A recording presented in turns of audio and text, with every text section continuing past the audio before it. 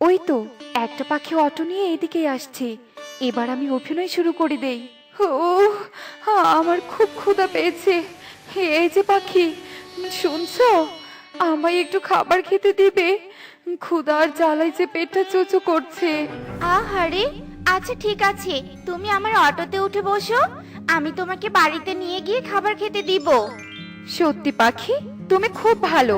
আসলে আমি তোমার পরীক্ষা নিচ্ছিলাম যে আমাকে সাহায্য করো কিনা, কারণ তোমার কাছে আমার মূল্যবান মনিটা রেখে কদিনের জন্য পাশের বনে যাব। তাই ভালো মনের পাখিকে খুঁজছিলাম। ও আচ্ছা, এই ব্যাপার, কোনো চিন্তা করো না, আমি তোমার মনি অনেক যত্ন করে রেখে দিব। তুমি ফিরে আসলে আবার ফিরিয়ে দিব। চলো আমার বাড়িতে চলো, আমার বাড়িতে গিয়ে খাবার খেয়ে তারপর পাশের বনে যেও। না পাখি, আমি খাবার খেয়েছি, এখন আর কিছু খাবো না। এই নাও আমার মনি, তুমি শুধু মনিটা যত্ন করে রাখলেই হবে। এসব বলে নাগিন সেখান থেকে চলে যায়। আর তখনই সেই পথ দিয়ে ইগলি উড়ে যেতেই সবটা দেখে ফেলে। আমি কি দেখলাম? নাগিন কিনা টুনিকে তার মনিটা দিয়ে দিল। এই টুনি তো এখন আমাদের থেকে ধনী হয়ে যাবে। না, এটা কিছুতেই হতে পারে না। না না, এক্ষুনি ইগলকে গিয়ে সবটা জানাতে হবে।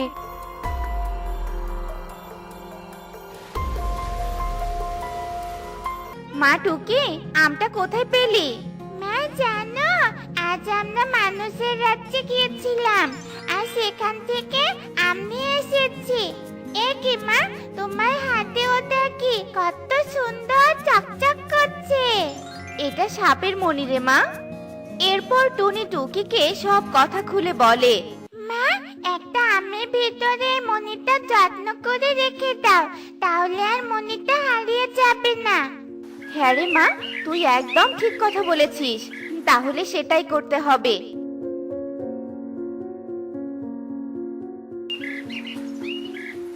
কি বলছো এসব? সোনার মণি? তাহলে তো ওই মণি টুনির কাছ থেকে কেড়ে নিতেই হবে। কাল যখন টুনি অটো চালাতে যাবে তখনই আমরা টুনির বাড়িতে গিয়ে মণিটা চুরি করে নিয়ে আসবো। হ্যাঁ ইগল, তুমি একদম ঠিক বলেছো। এরপর ঈগল আর ইগলি সকাল হওয়ার অপেক্ষা করতে থাকে। আর এভাবেই সেই দিন কেটে যায়। পরের দিন সকালবেলা, মা টুকি, আমি অটো চালাতে গেলাম, তুই বাড়িতেই খেলা করিস কেমন? নয়তো যে নাগিনের মণিটা আবার চুরি হয়ে যেতে পারে। আচ্ছা ঠিক আছে মা, আমি বাড়িতেই খেলা করব, আর তুমি কিন্তু তাড়াতাড়ি বাড়িতে এসো। আচ্ছা ঠিক আছে মা, আসবো। এসব বলে টুনি অটো নিয়ে সেখান থেকে চলে যায়। আর তখনই দূর থেকে ঈগল আর ইগলি টুনিকে যেতে দেখে আর তাড়াতাড়ি টুনির বাড়িতে চলে আসে। এই টুকি, এই সত্যি করে বল, তোর মা ওই সাপের মণিটা কোথায় রেখেছে? সাপের মণি মানে? ও, ওই সোনার মণিটা আমি জানি কোথায় রেখেছে, কিন্তু তোমাদের বলবো না, কারণ ওই মণিটা নাগিন মাকে যত্ন করে রাখতে বলেছে। কি বলবি না? ইগলি, এই ছানাকে তুমি ধরে রাখো যেন ও পালাতে না পারে। আর আমি ঘরের ভিতরে গিয়ে খুঁজে দেখছি মণিটা কোথায় রেখেছে। আচ্ছা ঠিক আছে ইগল। এরপর ঈগল ঘরে চলে যায়। আর পুরো ঘর খুঁজেও ঈগল কোথাও সেই মণিকে খুঁজে পায় না। মণিটাকে কোথাও খুঁজে পেলাম না ইগলি। তাহলে এখন কি হবে ইগল? তুমি কি ভাবছো আমি মণিটাকে ছেড়ে দিব? আমার মাথায় কত বুদ্ধি আছে। সেই বুদ্ধি দিয়ে মণিটাকে আমার করে নিব। এই ছানাকে আমাদের বাড়িতে নিয়ে চলো, তারপর দেখো কিভাবে কি করি। না না না, আমি তোমাদের সাথে তোমাদের বাড়িতে যাব না। না, যাব না, তোমরা আমাকে ছেড়ে দাও, আমাকে ছেড়ে দাও।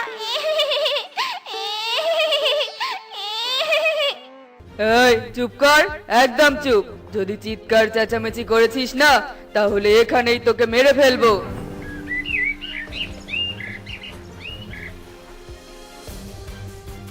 ইগল, আমি একে আটকে রাখছি, তুমি বাকি কাজটা করে এসো। হ্যাঁ হ্যাঁ, তাই যাচ্ছি। এরপর ঈগল একটা চিঠি লিখতে থাকে। আর লেখা শেষ করে চিঠিটা নিয়ে টুনির বাড়িতে চলে আসে এবং চিঠিটা টুনির ঘরের দরজায় রেখে তাড়াতাড়ি সেখান থেকে চলে যায়। আর এভাবেই সারা দিন কেটে বিকেল হয়ে যায়। বিকেল হতেই টুনি অটো নিয়ে বাড়িতে চলে আসে। মা টুকি, টুকি, দেখ রে মা, তোর জন্য লিচু এনেছি। এ কি, টুকিকে তো বাড়িতেই দেখছি না। এই মেয়েটা আমার কথা না শুনে বাড়ি ছেড়ে আজও খেলতে গেছে। আজ শুধু বাড়িতে আয়, তারপর তোর মজা দেখাবো। এ কি, দরজায় আবার চিঠি পড়ে আছে কেন? পড়ে দেখি তো। তোর মেয়েকে আমি আমার বাড়িতে নিয়ে এসেছি। যদি তোর মেয়েকে বাঁচাতে চাস তাহলে সন্ধ্যার আগেই সাপের সোনার মণিটা নিয়ে আমার বাড়িতে আসবি। আর যদি কোনো চালাকি করার চেষ্টাও করিস তাহলে তোর মেয়েকে সারা জীবনের জন্য হারিয়ে ফেলবি। ইতি ঈগল। একে সর্বনাশ করেছে। শয়তান ঈগল যে মনির জন্য আমার মেয়েকে ধরে নিয়ে গেছে, কিন্তু ওই মনি তো নাগিন আমাকে যত্ন করে রাখতে বলেছে। না না, আমি কিছুতেই ওই মনি ঈগলকে দিব না। তাহলে কি করব এখন? হে সৃষ্টিকর্তা, তুমি আমার মেয়েকে বাঁচানোর একটা উপায় বলে দাও। আমাকে পথ দেখাও, পথ দেখাও। আমি বরং কালু দাদার কাছে যাই।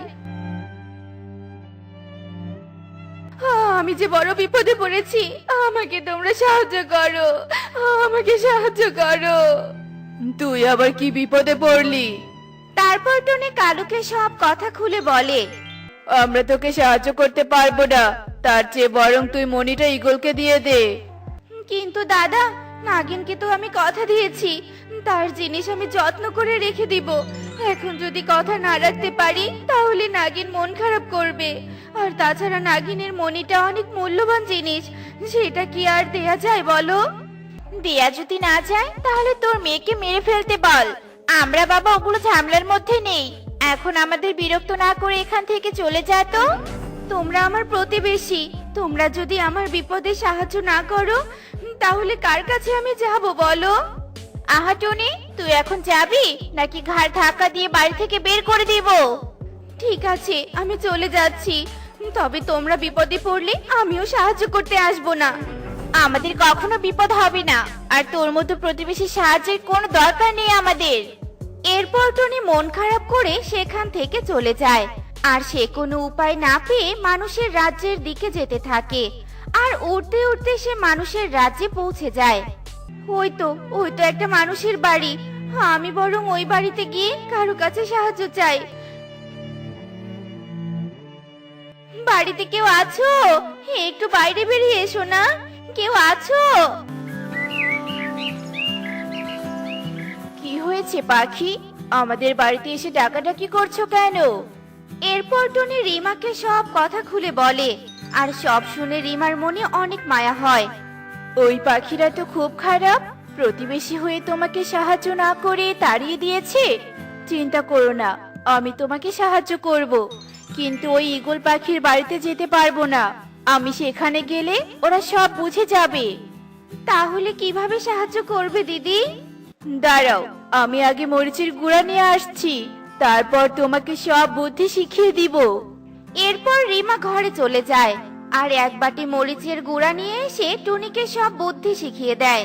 আর টুনি রিমার কথা মতো বাটিটা নিয়ে ঈগলের বাড়ির দিকে চলে যায়।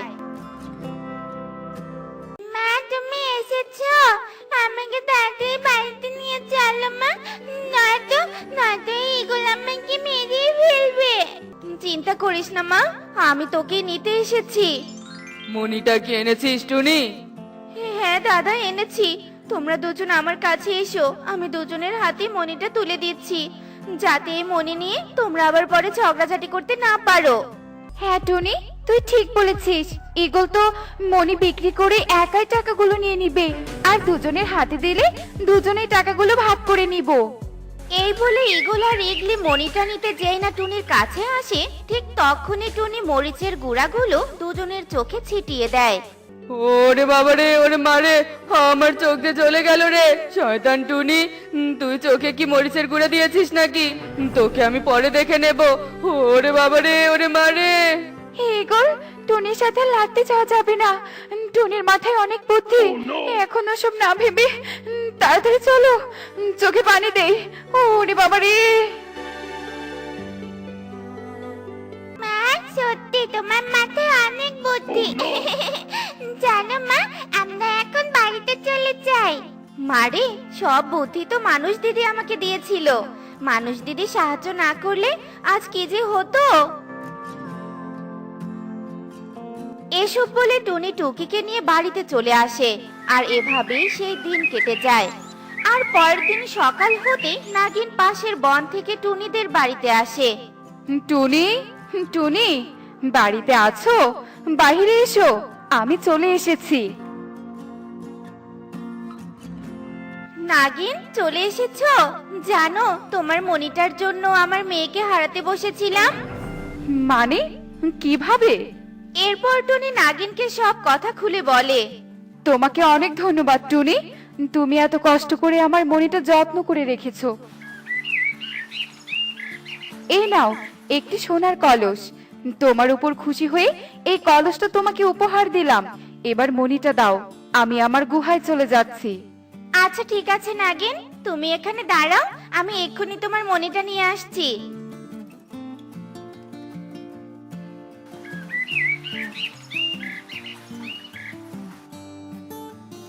কালু, চলো তো নদী থেকে দুটো কলস ভরে নিয়ে আসি।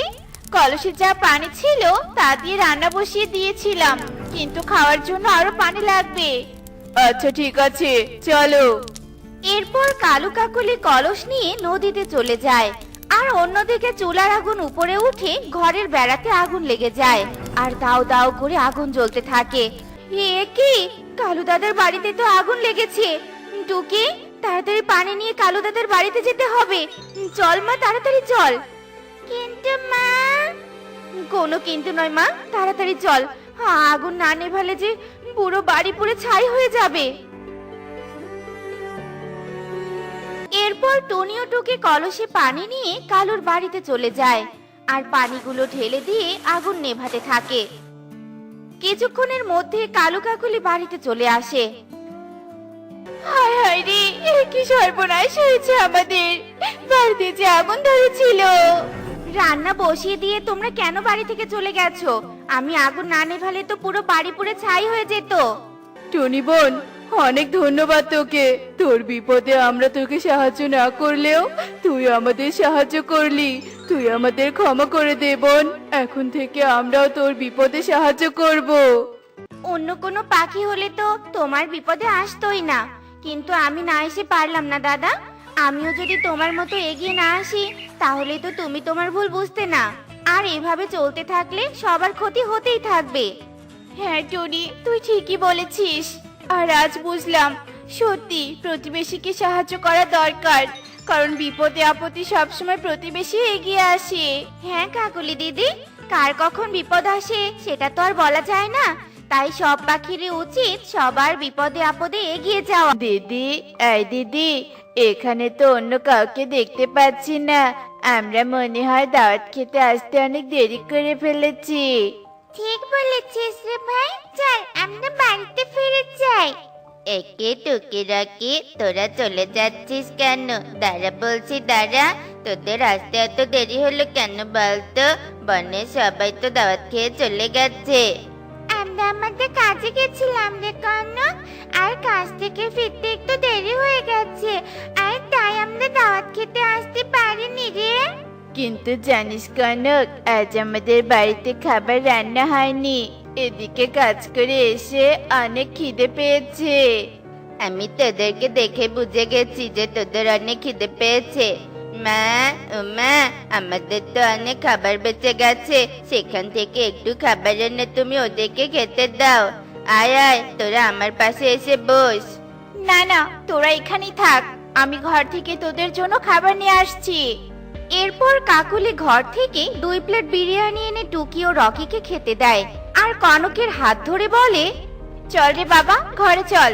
এদের সামনে খাবার খেলে তোর পেটে সমস্যা হতে পারে। আয় কালু, তুমি আবার দাঁড়িয়ে রইলে কেন? এসো তাড়াতাড়ি ঘরে এসো বলছি। এরপর কালু কাকুলি আর কনক টুকি ও রকিকে বাইরে রেখে ঘরের ভিতরে চলে যায়, আর তাদের চোখের সামনে দরজাটা লাগিয়ে দেয়। আর তাদের ব্যবহারে টুকি ও রকির মন খারাপ হয়ে যায়। এরপর তারা তাদের বিরিয়ানি নিয়ে বাড়িতে চলে আসে। এই ভাই চল, আজ আমরা আমাদের মাকে সারপ্রাইজ দিব। সারপ্রাইজ? কিন্তু কিভাবে? বল না রে দিদি, বল না। আচ্ছা শোন, এরপর টুকি আর রকি দুজনে মিলে বুদ্ধি করতে থাকে আর তাদের ভাগের 2 প্লেট বিরিয়ানি রান্নাঘরে গিয়ে লুকিয়ে রাখে আর টুনির কাছে গিয়ে বলে, মা, ও মা, খিদে পেয়েছে, আমাদের খেতে দাও। ও তোরা এসে গেছিস, তোরা একটু দাঁড়া, আমি এক্ষুনি আসছি। এই নে, এই আপেলটুকু তোরা খেয়ে নে। এটুকু আপেল খেয়ে কি হবে বলো মা? আমার তো অনেক খিদে পেয়েছে, আমি এখন বিরিয়ানি খাবো মা। তুমি আমাকে বিরিয়ানি খেতে দাও। বিরিয়ানি খেতে চাস না রে মা? তোদের এই গরিব অভাগী মায়ের যে বিরিয়ানি বানানোর সামর্থ্য নেই। এই দিদি, এটা তুই কি করলি? মাকে সারপ্রাইজ দিতে গিয়ে কান্না করিয়ে দিলি। ধুর, তোর সারপ্রাইজ তুই রাখ, আমি মাকে সব সত্যি কথা খুলে বলছি। তুমি কেঁদো না মা, আমরা কাকুলি মাসির বাড়িতে দাওয়াত খেতে গেছিলাম আর কাকুলি মাসি আমাদেরকে 2 প্লেট বিরিয়ানি দিয়েছে আর এর জন্য দিদি তোমার কাছে বিরিয়ানি খেতে চাইছে। হ্যাঁ মা, আমি আসলে তোমাকে বলতেই চাচ্ছিলাম, কিন্তু তুমি আমার পুরো কথা না শুনে কান্নাই করে দিলে। এসো মা, আমরা 3 জন মিলে এখন বিরিয়ানি খাবো। এরপর টুনি, টুকি ও রকি মিলে বিরিয়ানি খেতে থাকে আর এভাবেই দেখতে দেখতে সেই দিন কেটে যায়।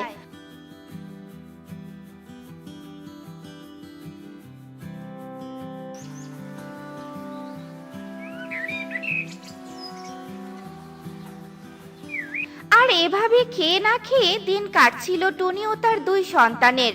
আর এমন সময় টুনির বাড়িতে শহর থেকে এক অফিসার আসে। এক্সকিউজ মি, এখানে টুনির বাড়িটা কোন দিকে কেউ একটু বলবেন?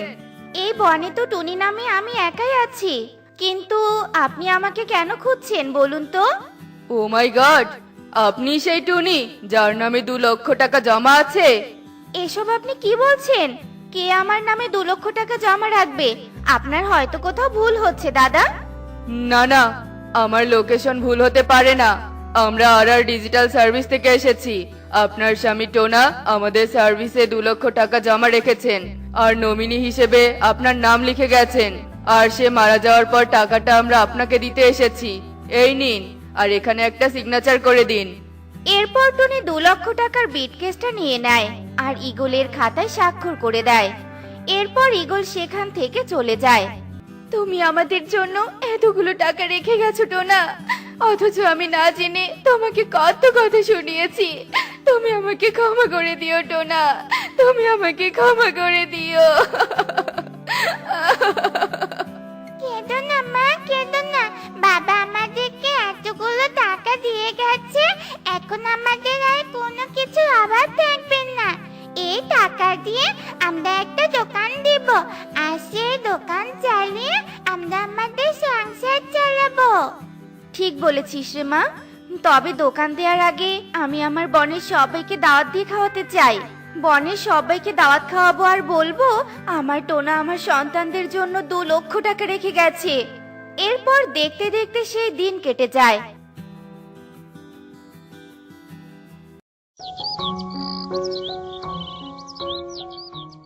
আর পরের দিন টুনি বনের সবাইকে তার বাড়িতে দাওয়াত করে। এরপর দুপুর গড়িয়ে বিকেল হয়ে যায়। টুনির বাড়িতে অনেক রকমের খাবারের আয়োজন করা হয়, কিন্তু বনের কেউই টুনির বাড়িতে দাওয়াত খেতে আসে না। হে কি, এখনো কেউ দাওয়াত খেতে এলো না কেন? তবে কি আমার দাওয়াত ওরা গ্রহণ করেনি? কিন্তু কেন? তুমি একটু অপেক্ষা করো মা, আমি এক্ষুনি আসছি। চল রে ভাই, তুইও আমার সাথে চল। এরপর টুকি ও রকি মিলে বনের সবার বাড়ি বাড়ি চলে যায়, কিন্তু কেউই তাদের বাড়িতে আসতে চায় না। কাকুলি মাসি, ও কাকুলি মাসি, আজ আমার মা তোমাদের সবার জন্য অনেকগুলো খাবার রান্না করেছে। চলো না মাসি, আমাদের বাড়িতে চলো না। তোমরা না গেলে যে খাবারগুলো নষ্ট হয়ে যাবে, আর খাবার অপচয় করা যে অনেক বড় পাপ। এই টুকি, মোটেও মায়ের মতো জ্ঞান দিতে আসবি না। তোদের ওই নোংরা ময়লাযুক্ত বাড়িতে আমরা কেন যাব? কেউ যাবে না, তোদের খাবার তোরাই খা গিয়ে। কাকুলির কথায় কষ্ট পেয়ে টুকি ও রকি সেখান থেকে চলে যায় আর তারা একটা গাছের নিচে দাঁড়িয়ে কাঁদতে থাকে। এখন এখন আমরা কি করব বল ভাই? মা যদি জানতে পারে বলে সবাই আমরা গরিব বলে আমাদের বাড়িতে দাওয়াত খেতে আসবে না, তাহলে যে মা অনেক কষ্ট পাবে। আমাদের খাবারগুলো মনে হয় নষ্ট হয়ে যাবে রে দিদি। টুকি ও রকির কথা শুনে সেই গাছ থেকে একটা পরী বেরিয়ে আসে। না, তোমাদের খাবারগুলো নষ্ট হবে না। আমি যাব তোমাদের বাড়িতে দাওয়াত খেতে। চলো চলো, তাড়াতাড়ি চলো, আমার যে খুব খিদে পেয়েছে। পরীর কথায় টুকি ও রকি অনেক খুশি হয়ে যায় আর পরীকে নিয়ে তাদের বাড়িতে চলে যায়। অন্যদিকে টুনি ও পরীকে দেখে অবাক হয়ে যায়। এ কি, তোরা তোদের সাথে কাকে নিয়ে এসেছিস? এটা তো একটা পরী।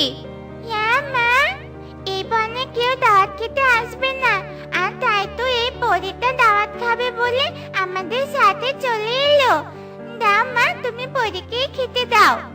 এরপর টুনি পরীকে খাবার বেড়ে দেয় আর পাখির হাতের রান্না খেয়ে পরীর মন ভরে যায়।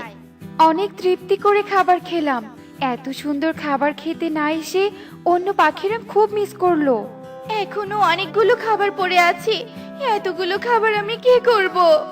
খাবার অপচয় করাটা মোটেও আমার পছন্দ নয়। তাই এই বনের সবাইকে আমি খাবার নষ্ট করার জন্য উচিত শিক্ষা দিব। আর আমাদের জীবনে খাবারের মূল্য কতটুকু তা আমি বুঝিয়ে দিব। এ কথা বলে পরী সবার বাড়িতে বাড়িতে যায় আর তার জাদু শক্তি দিয়ে সবার বাড়ির খাবারগুলো অদৃশ্য করে দেয়। এদিকে দেখতে দেখতে রাত হয়ে আসে। এ কি, এতগুলো খাবার কোথায় গেল? কালু, আই কালু, এখানে যে খাবারগুলো রেখেছিলাম সেগুলো কে খেলো বলো তো? তা তো জানি না কাকুলি, এখন আমরা কি খাবো? আমার যে অনেক খিদে পেয়েছে। আরে, আমি তো এদের চুলাগুলো অদৃশ্য করতে ভুলে গেছি। দাঁড়া, এক্ষুনি সেটাও করছি। এরপর পরী একে একে বনের সবার চুলাগুলো অদৃশ্য করে দেয়। একদিকে খাবার, অন্যদিকে চুলা না থাকার কারণে বনের সবাই খাবারের জন্য টুনির বাড়িতে দাওয়াত খেতে চলে যায়। টনি, আয় টনি, দে দেখি, তাড়াতাড়ি করে আমাদেরকে খেতে দে। এই টুনি, আমাদেরকে খেতে দে, খুব খিদে পেয়েছে। তোমরা বসো, আমি এক্ষুনি তোমাদের খাবার বেড়ে দিচ্ছি। এরপর সবাই মিলে টুনির বাড়িতে খাবার খেতে থাকে আর টুনির বানানো খাবার খেয়ে সবাই টুনির রান্নার প্রশংসায় মেতে ওঠে। সত্যি টুনি, তোর হাতের রান্না অনেক সুস্বাদু হয়েছে। এত ভালো রান্না আমি এর আগে কখনো খাইনি। তোর বাড়িতে দাওয়াত খেতে না এলে অনেক বড় একটা জিনিস মিস করে ফেলতাম। ঠিক বলেছিস কাকুলি, কিন্তু আমার বাড়ির খাবার আর চুলাটা হঠাৎ করে অদৃশ্য হয়ে গেছে। না জানি কোনো চোর নিয়ে গেল কিনা। আমি এসব অদৃশ্য করে দিয়েছি, কেননা তোমরা সবাই টুনির খাবারগুলো খেতে না এসে অপচয় করতে চেয়েছিলে। আর খাবার নষ্ট করা ঠিক নয়, আর এজন্য আমি তোমাদেরকে টুনির বাড়িতে দাওয়াত খেতে আনার জন্য সবকিছু অদৃশ্য করে দিয়েছি। তুই আমাদের ক্ষমা করে দে রে টুনি, ক্ষমা করে দে। আমরা তোদের গরিব ভেবে অবহেলা করেছি আর এর জন্য তোর বাড়িতে আসতে চাইনি। তোমরা তোমাদের ভুল বুঝতে পেরেছো, এটাই অনেক। তবে একটা কথা মনে রাখবে, আমাদের সমাজে গরিব ধনী সবাইকে মিলেমিশে থাকতে হয়। আমরা সবাই যদি মিলেমিশে বাস করি তবে আমাদের সমাজে গরিবেরা তাদের গরিব বলে পরিচয় দিতে লজ্জা পাবে না, বুঝলে? হ্যাঁ হ্যাঁ, ঠিক ঠিক। চোখে তাড়াতাড়ি পা চালা, টোনা আঙ্কেলের কাছে যেতে হবে তো, তাড়াতাড়ি পা চালা। আরে, আমি তো তাড়াতাড়ি যাচ্ছি, আর কত তাড়াতাড়ি যাবো? হ্যাঁ, সামনে দেখিয়ে দেখ, আমরা বাড়ির কাছে চলে এসেছি। টোনা, কোথায় যাচ্ছো? আগে খাবার খেয়ে নাও, তারপর কাজে যেও। টোনা আঙ্কেল, আমার মাঝে খুব অসুস্থ। এ কি পারুল, কি হয়েছে তোর মায়ের? আমার মা পুকুরে গোসল করতে গিয়েছিল আর বাড়িতে এসে খুব অসুস্থ হয়ে গেছে। হ্যাঁ বাবা, আমরা খেলছিলাম, তখন দেখে সখী মাসি মাথা ঘুরে পড়ে গেছে। তোমরা তাড়াতাড়ি চলো বাবা। এরপর টোনা আর কোনো কথা না শুনেই টুনি পারুলদের নিয়ে সুখীর কাছে চলে যায় আর গিয়ে দেখে সুখী ভীষণ অসুস্থ হয়ে পড়েছে। টোনা দাদা, তোমরা এসেছো? আমাকে বাঁচাও টোনা দাদা, বাঁচাও আমাকে। সুখী দিদি, তুমি চিন্তা করো না, আমরা তোমাকে ডাক্তারের কাছে নিয়ে যাব। কিন্তু তোমার এসব হলো কি করে? সে অনেক কথা। পুকুরে গোসল করতে কে যেন আমার পা টেনে ধরেছে। অনেক কষ্টে বেঁচে বাড়িতে এসেছি। টোনা, তুমি ওসব পরে শুনবে, আগে চলো সুখী দিদিকে ডাক্তার দেখাতে হবে। এরপর টোনা সুখীকে নিয়ে ডাক্তারের কাছে যায়। এভাবেই সেই দিন কেটে যায়। বাঁচাও, বাঁচাও, ডুবে গেলাম আমি, বাঁচাও। এই সেই রহস্যময় পুকুর, যেখানে পাখিরা গোসল করতে আসলেই নিচ থেকে কেউ পা টেনে ধরে। বাঁচাও, আমাকে বাঁচাও, বাঁচাও। তোতা অনেক চিৎকার করতে থাকে, কিন্তু কেউ তার চিৎকার শুনতে পায় না। অনেক চেষ্টার পর তোতা পা ছাড়িয়ে নিয়ে উড়ে পালিয়ে যায়। আর এদিকে পুকুরের নিচে, না না না না না না, এ হতে পারে না।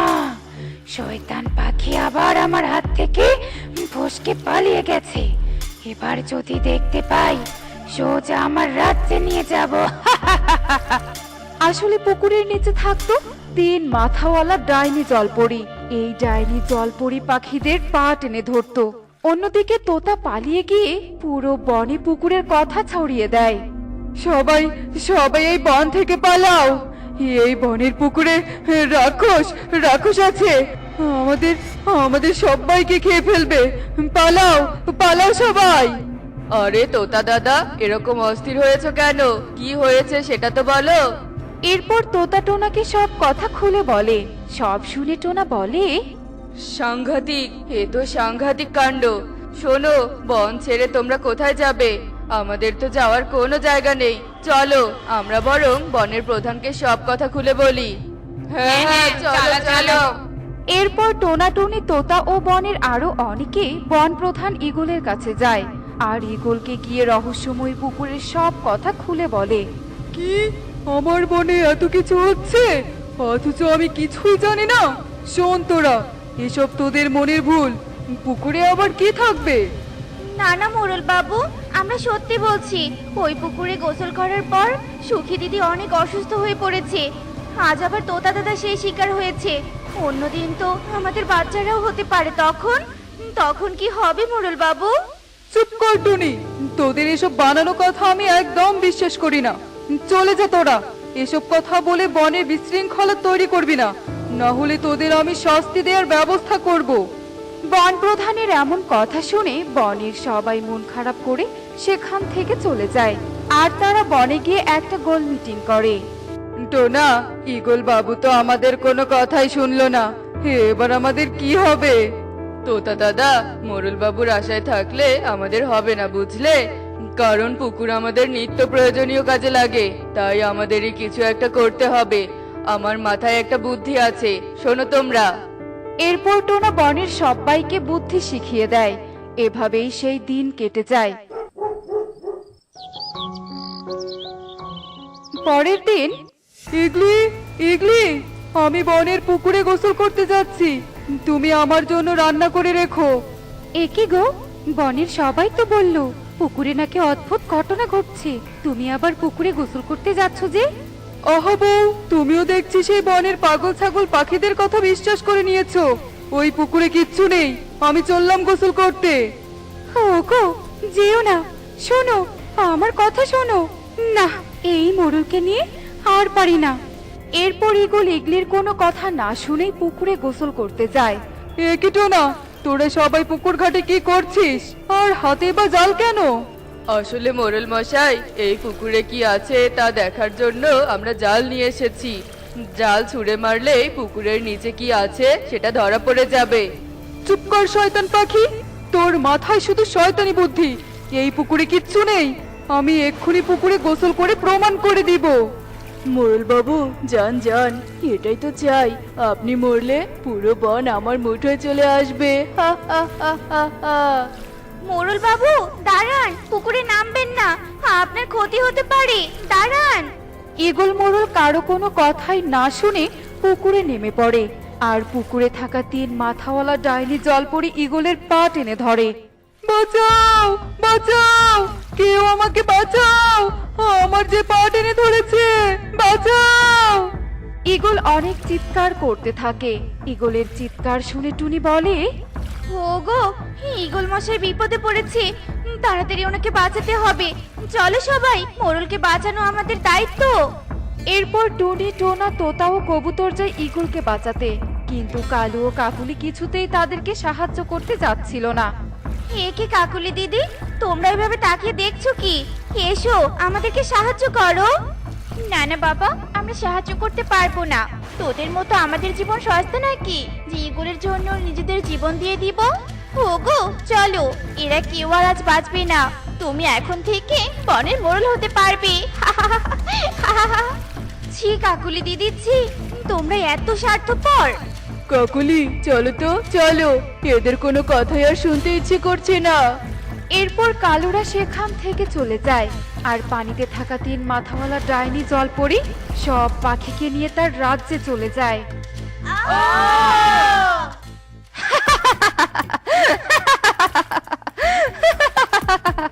এ কি কাঁঠাল বাগানে পেয়ারা বাড়ি? আমরা কোথায় চলে এলাম? তোরা আমার রাজ্যে চলে এসেছিস। ডাইনি, 3 মাথাওয়ালা ডাইনি। ওরে বাবারে, ওগো পালাও, পালাও। পালিয়ে লাভ নেই, তোরা আমার রাজ্যে চলে এসেছিস। তোদের আমি ছাড়বো না, এই পেয়ারা করে বন্দি করে রাখবো। কেন ডাইনি, তুমি আমাদের বন্দি করে রাখবে কেন? আমরা তোমার কি ক্ষতি করেছি? কি ক্ষতি করিসনি সেটা বল।